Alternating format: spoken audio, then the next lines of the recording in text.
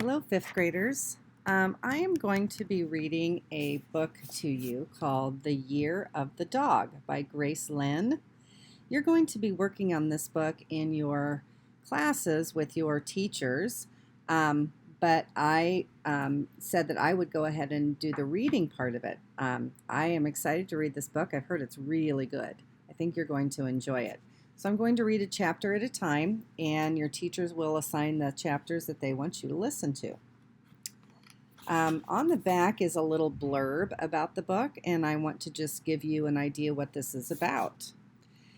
When Pacey's mom tells her that this is a good year for friends, family, and finding herself, Pacey begins to search right away. As the year goes on, she struggles to find her talent, deals with disappointment, makes a new best friend, and discovers just why the year of the dog is a lucky one for her after all. So it sounds like fun. This is first chapter is called A Sweet New Year. Happy New Year, Dad laughed into the phone. Gongzi, Gongzi, Xinyan Kuai. The phone had been ringing all night with relatives calling to wish us a happy Chinese New Year. If we'd lived in Taiwan, we would be having a big dinner with all of our relatives, aunts, uncles, and cousins. But since we lived in New Hartford, New York, they called us instead. Yes, Dad said over the phone to Uncle Leo, Happy Year of the Dog. What does it mean when it's the year of the dog? I asked. Our kitchen was full of rich, heavy smells because Mom and Lissy were cooking the special Chinese New Year dinner.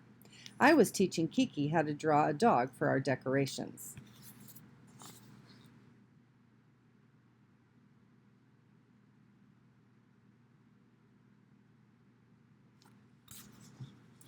I know every Chinese New Year is a different animal, but is something special supposed to happen because it's the year of the dog?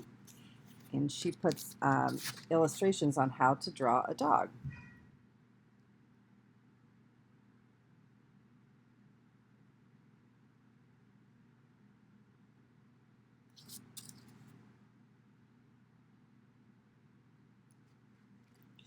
Yes, Lissy told me, nodding her head so hard that her black hair swung back and forth. Lissy always thought she knew everything. You know how they say a dog is man's best friend? Well, in the year of the dog, you find your best friends. That's true, Mom said, her hands mixing speckled brown meat, because dogs are faithful. They say the year of the dog is the year for friends and family, but there's more to it than that. The year of the dog is also for thinking. Since dogs are also honest and sincere, it's a good year to find yourself. Find myself, Kiki said. Why? I'm not lost.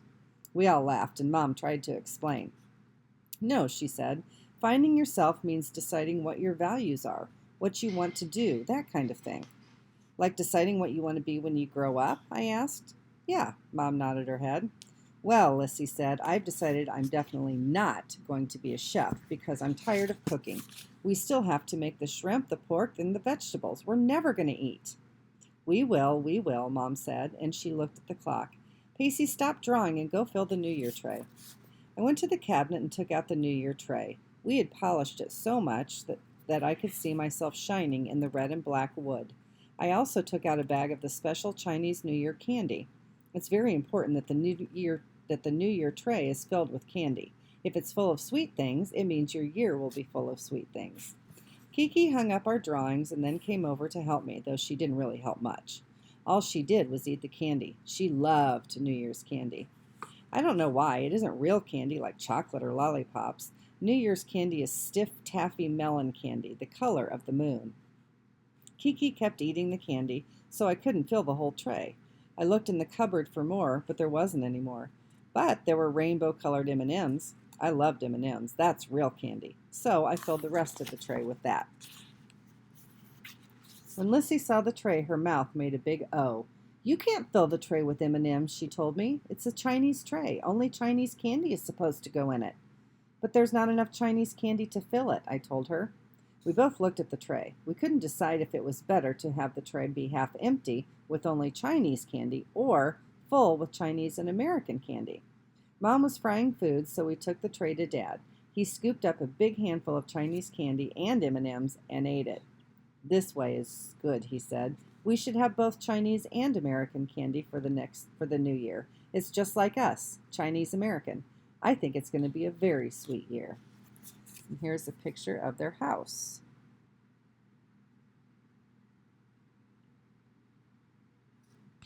And that's the end of chapter 1.